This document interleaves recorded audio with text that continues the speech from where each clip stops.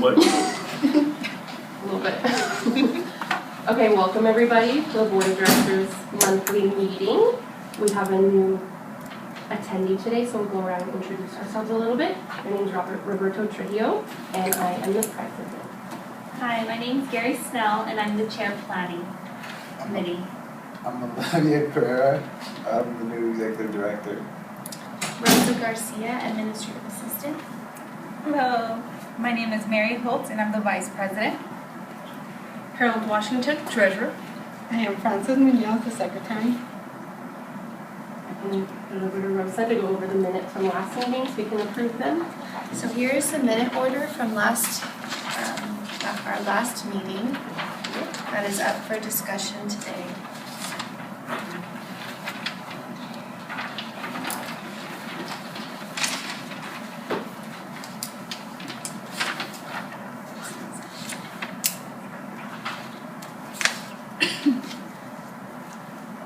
So is everyone in agreement and can approve these minutes?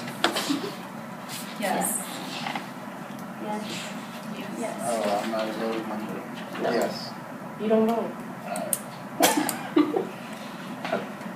So I'd like to welcome our new executive director. If you want to give us a little background about yourself. All right, so again, my name is Olivia. Have my degree in social work. Have a lot of background in doing social services and client empowerment. I'm a firm believer in making sure that we build our community up, and the way we do that is by encouraging and supporting our clients that we help.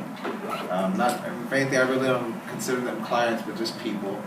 You know, it's an honor and privilege that we're able to support them, and I definitely believe that in this organization. It seems like that's something that we do. I look forward to continuing to move forward and see what I can do to support us in our mission. You're welcome. And then treasurer's report. We go over budget. Well, it's not looking good.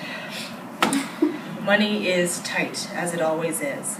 We have recently expanded our services, so we're offering more. We have more traveling out into the community, so we've reimbursed more for mileage. There's the cost of training these new MSW interns. We've paid staff salaries, rent and utilities, and paid the upfront costs of some of the service expansion, but it leaves us with very little at the end of the month. So as Rosa has given us the review of the last minutes, I see that there is an open house we're trying to consider, and a couple of other things that I have concerns about. So what was the verdict on the open house? Is that set in stone? Because financially I'm not sure it's a burden we can really take on right now. Do you have any comments? Yeah, definitely. It sounds like you said we can't really afford it. I actually think that's something to be really, that would actually support our agency. You know, if we're able to, get our name out there more, and if anything, you came up about having a family participate in the open house and them sharing their experiences, other community members and individuals who need help can see that and they can attend our services. So in essence, us creating more quote-unquote business, but at the same time helping more people. So it sounds like we're trying to use an actual family that is receiving services here to promote in this open house? Yes. I have some ethical issues with that. One, a bit of confidentiality if they're a current recipient of services, and then two, it might be a liability issue because you can have people practice what to say, but then in the moment if they say something that's actually disparaging to the organization, we may have to end up suing them later on. Right. I'm not sure how we could really do that practically speaking. Well, if anything, I know myself, I went over, the current individuals who are participating in our programs right now. We selected the Gonzalez family because they're very involved in our services. Not just receiving them, but they believe in them. The two grandparents, they come to our volunteer opportunities all the time. These are individuals who are well respected in the community. And their grandchildren, they also attend our services. And from what I hear, they're benefiting really well. At the same time, I know we can't really tell people what to say. I honestly do believe, though, if this family was interviewed, that they would only say good things and put us in good standing. Well, I'll keep that in mind, but I just have a feeling in the pit of my stomach, just some overall reservation about using them. Just the general idea that I just feel there's more legal and ethical considerations here than it is us promoting our agency. Right. And I just believe this is a good way to do it. You know, again, we screened out. I mean, you could view the files yourself. You know, this is a good family, and honestly, have a good belief in them. And I think at the end of it should be their decision, the Gonzalez family. I think us as members, as the board members, the staff, we should all stay out of it. It's their decision if they're going to be part of the interview. Right. And if anything, we have two managers going to talk to them about this too. You know, again, we're not making, this isn't something we're twisting their arm and making them doing. We're leaving it open to them. You know, and I honestly believe that this is something they would welcome and want to do. I just don't know that we should have made that offer to them at all. You know, as opposed to leaving it in their hands. I think this brings up a very big opportunity to have our family lead as example for others, and by promoting them in the newspaper, they can inspire others who are currently in the same circumstances as they are, even by protecting their confidentiality. Right. So we don't have to name their first and last names. We don't have to tie any identifying information. However, I think their story will provide as a good example to others in the community. And then, like, to go with that too, I mean, our agency already has volunteer opportunities. You know, if we can have families like the Gonzalez family participate in these kind of things, and you know, down the road have like a client advisory board, you know, that shows that, you know, the people that we serve, they believe in what we do here. And not only that they believe in it, but this is theirs too. You know, it's something they want to keep in their community. You know, and again, those are the kind of things that make sure that we last over time. Not that we're one of those organizations or nonprofits that are just here for a little bit but then get shut down for whatever reason. You know, we're talking about that we're having, you know, budget concerns. You know, maybe this is a way that we can get clients to come back to us. You know, back to El Centro. Well, I think we've heard a lot from you guys. What is what do you think? I think that I want you to clarify a little bit more about your vision in this. So vision, again, too, is for us to not only have successful programs, but, you know, to help the people that we're serving. You know, to, you know, again, empower clients, you know, to build them up and support them. You know, again, we talk about trying to work ourselves out of jobs. You know, I mean, that's not really realistic because, you know, there'll always be individuals who need support, but just being able to help people and family get the services and the help that they need, you know, and for them to continue to move on in their journey in life. And again, some of the things that we just talked about as far as, yes, empowering families to, you know, speak up for themselves using their own voice and choice. So again, like I said, this isn't something we're making them do, this is something we're going to ask them to do. You know, and I definitely believe it's something that they'll want to do. And again, having this advisory board, you know, individuals in the community to see what they want, other services that we could possibly provide, you know, to help them, help this community. Well, I think that clients would be beneficial on the advisory board, but I do think that there has to be some type of accountability for these individuals. Right. And who would be conducting that type of accountability. Well, this would definitely be something that, you know, not only myself, but some of the managers here that would participate in. You know, I think over time, maybe at the beginning, you know, we would facilitate these meetings, but with the appropriate guidance and support, you know, they could facilitate these kind of boards themselves. Well, you said in the beginning. What is the beginning? You have a plan of action, and then when you say they're going to facilitate these meetings, who's going to give them the general outline? Well, if anything like this, when we talk about like the beginning, so I couldn't give you a timetable because all things are different, but just with, you know, the right resources and, you know, the support and guidance that myself and the team that we have here, you know, possibly, you know, 6 months to a year, just so we can establish ourselves and people can get to know each other and they can trust each other to know how to make informed and good decisions. Okay, so you're talking about 6 months to a year to establish rapport with Right. these individuals and us. Right. But I'm talking about like a general outline. We have to make sure that their work and their vision and mission is the same as ours. All right, so what do you think, how does that look like in your eyes? Something a little bit more structured. You're saying 6 months to a year, but I'd like to see something like, have you prepared anything? You know, again, For this was us? something we're just presenting, and these are things I'm presenting in the future. At least right now, as far as this client advisory board, I know that is something that, I will present more information on as we move forward.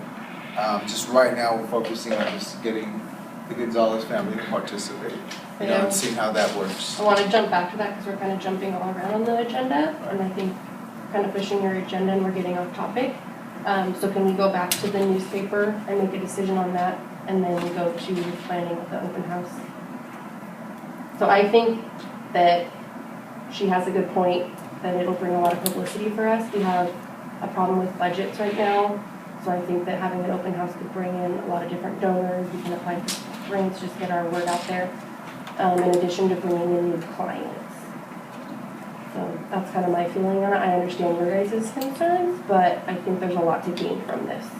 I definitely agree. The newspaper coverage is going to be a benefit for our company. I understand what Miss Olivia's vision is. I agree with Miss Olivia, so I definitely agree that the newspaper is a go. Alright, now, you know what, I didn't even cover the donor part, but you provided a good example too. Yes, we can see more people who can support, being able to provide funds for our company here.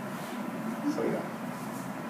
I agree with it, but I think that we should be able to look at the newspaper article before it is printed to make sure that it's not misleading, and anything that needs to be corrected is corrected, and we have to make sure that our organization isn't portrayed in a bad light. So the purpose of this newspaper article is to, get our name out there. We want to make sure, if it is, that it is in good light. I think we need to protect the organization and also the clients in that, make sure that they're comfortable with it and even allow them to read it as well. Right. Especially when interviewing children, they don't necessarily realize Right. what they're saying. So I would definitely agree with that. I mean, I hear what you're saying as far as, us being able to read that. I don't know in a realistic world if we're able to do that, 'cause, I feel like that kind of goes against what writers and newspapers, do. Again, I think we selected the Gonzalez families because we believe that they're going to provide a good representation of what we're doing here, and What is it that makes you feel that way? again, like the grandparents, they bring their grandchildren services all the time. They hardly have any misses, if they have any. They participate in our fundraising activities, not fundraising, excuse me, volunteer activities. You think about like the clients that we serve, how many clients are willing to do that? Especially for both of them to come. They're really big in their community. Other clients who've come in have talked about them, just the position that they hold.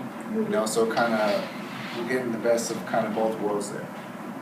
Someone that the community trusts, and someone who's already benefiting. So. You don't have to convince me.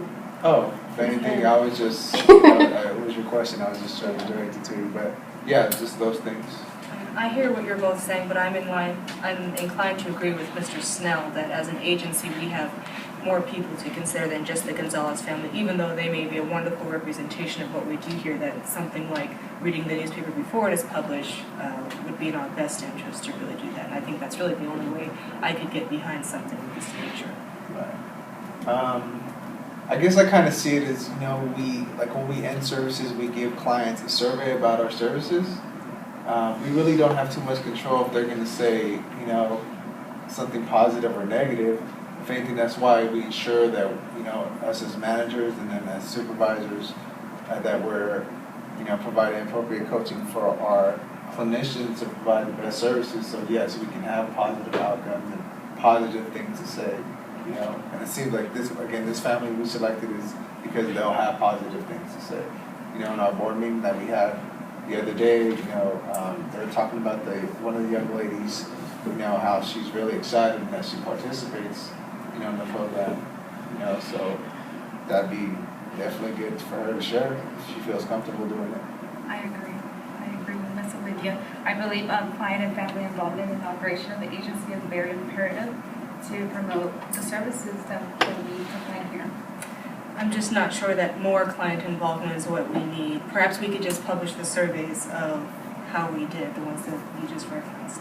I think that there may be ethical issues in involving the clients even more so, again, at this level that we're at now.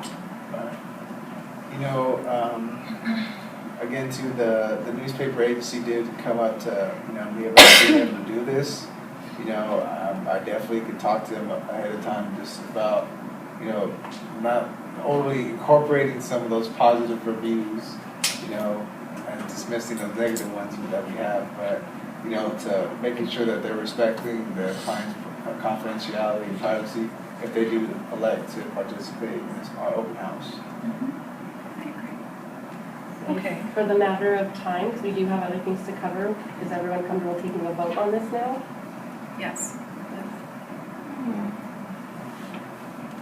Oh, Just to say, Carrie. I don't know, I guess you can say I'm a bit iffy, but I think if we do have those constraints and we really hold them accountable, both the participants and the newspaper, and we have a good take on it, then I'm inclined to say yes. But I feel like if we believe in what we're doing here, and I honestly believe in the good work that you guys have already done before I got here, and we incorporate that and we spread that to the world, in the community, we'll be able to move forward and be successful in what we want to do. I agree. I agree, Ms. Olivia. Thank you. 3 days, 4, 5. Under the same conditions that Mr. Snell mentioned, I'm inclined to vote yes. So upon approval of the article to protect client and agencies, yes. Yes. Okay.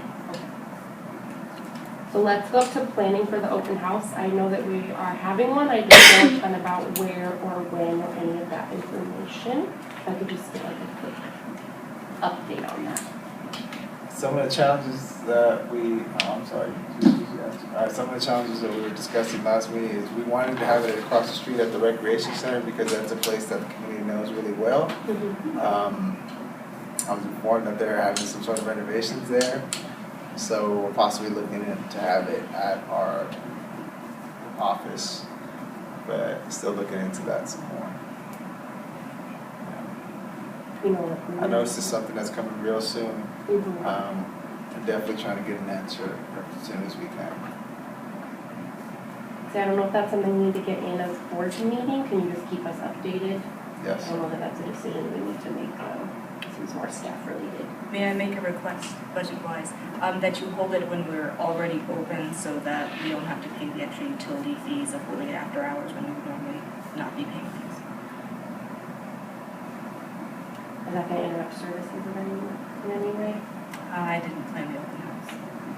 Well, if anything, I know we possibly are going to have it in the later afternoon because children are in school or out of school, and families will have to be picking them up, and then like she talked about too, interrupting services. So we don't want to get docked for not doing what we're supposed to be doing. So, but yeah, definitely something mindful. And we're still making sure that we have staff available for it too. Okay, so for our last agenda item, as far as developing a consumer advisory board, where are we at with that, or what's going on there? I know Adriana talked about it earlier. Definitely think this is something we should definitely be doing. Again, too, if we can have buy-in and people believe that this is theirs, I believe we'll continue to have success. So would we be using current clients on I'd this say board? current and former clients, reaching out to individuals that we think that would be constructive to this cause and to this board. Same thing about current. definitely would want to have staff too, you know, and management. Would you have like strict criteria as far as what kind of clients? Because I mean, our clients are our clients for a reason. I don't know that they should be running this place. But at the same I time, we agree. want to believe that, you know, our clients can get better, right?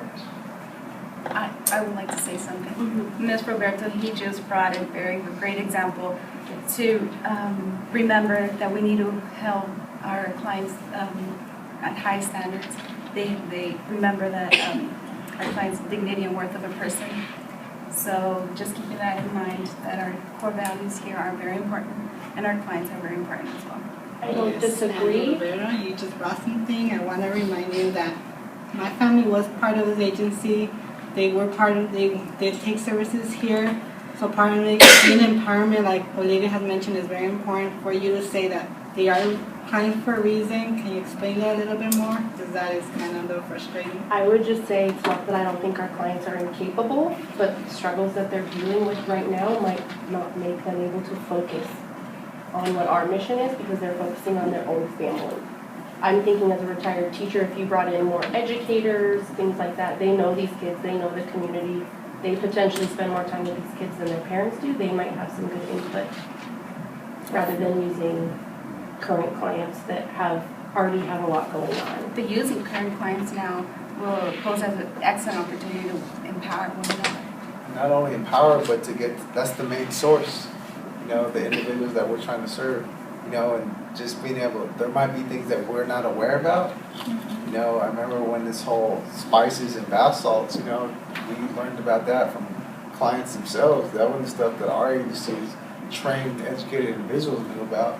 You know, we knew about the, you know, the effects of it, but this is how we get more informed, you know, by, again, going through the source itself. I agree with that, but I also do believe that maybe they, you know, they do have input. I know Right. they do, but I think that because we work so hard to construct this organization and its mission and values, and I think that one of our, you know, we should be in charge. I don't believe that they should be in charge at all. I Oh, believe no that one's- we need to be the ones that hold the power and make the decisions, and they can have input. Right. I definitely think that, you know, having a client advisory board wouldn't do anything about who makes decisions. You know, again, too, there's a reason why we have this board and we have management. Again, that falls on us at the end of the day.